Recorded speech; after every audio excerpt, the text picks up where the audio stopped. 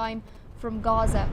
Now, residents in Gaza have expressed their desperation and anger at Israel's violation of the ceasefire in the Strip as its forces recently bombarded residential buildings in the enclave. Now, earlier this week, Israel launched renewed strikes against multiple locations in the Gaza Strip, stating that Hamas had violated the ceasefire agreement and had shot one of its soldiers who ended up dying in combat.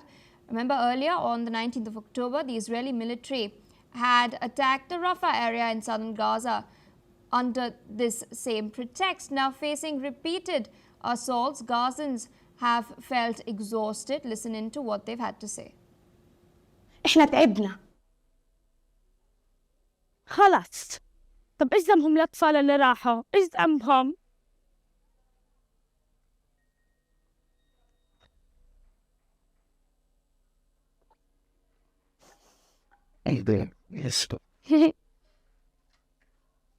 ليش بعد؟ من اللي صار ما حدش كان متخيله.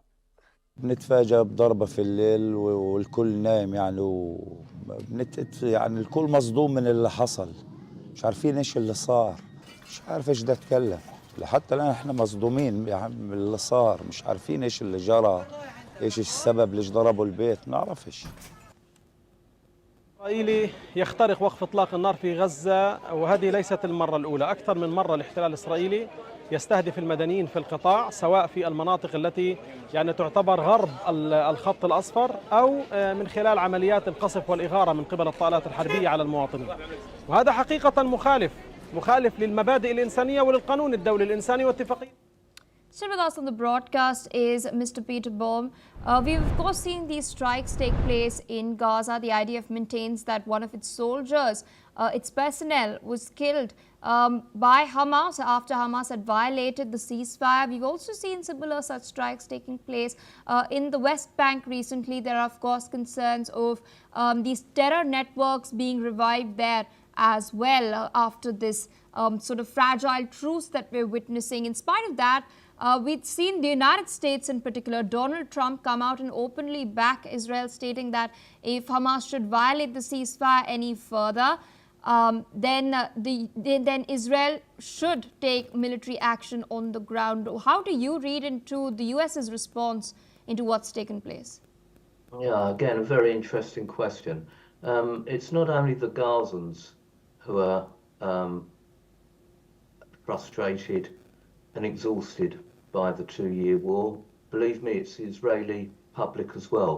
And if you had played clips from Israeli residents, they would have come out with the same emotional pleas as you did with the Gazan residents. Now, going back to the breach of the ceasefire, I thought that was very interesting politically, and I'll tell you for why.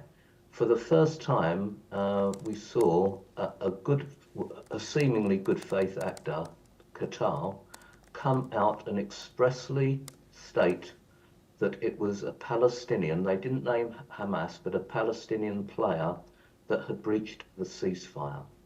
Hamas saw an opportunity to reimpose its credibility as a military force and a force to all those anti-Israel elements globally by starting up again, let's say.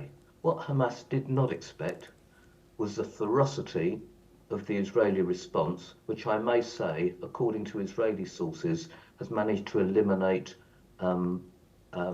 up to 20 high-profile Hamas operatives, and we're talking about Hamas field commanders here. Hamas did not expect the ferocity of the Israeli attack, nor did they expect the Qatari Prime Minister, I should say, to accuse a Palestinian party of breaching the ceasefire. They may have expected Trump to support Israel, but not as fiercely as he did support Israel in this. So on that particular incident, which unfortunately ended in the death of not only Gazans and an Israeli soldier, Hamas actually played that card wrongly because of the response. Now, Will that impact on the 21-point plan going forward and indeed implementing phase 2?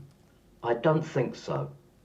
Hamas need, in order to achieve their objectives of blowing apart, excuse the pun, blowing apart the Trump plan, a much bigger operation, a much more forceful operation, a much more, in their terms, successful operation to achieve their objective of retaining military power.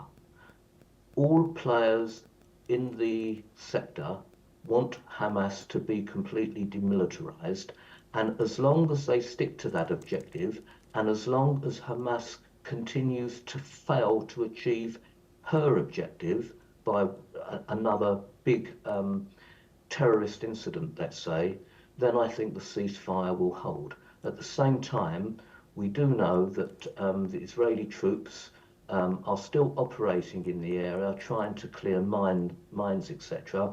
We've seen Egyptian and I think perhaps even Turkish infrastructure teams going in, trying to clear the rubble.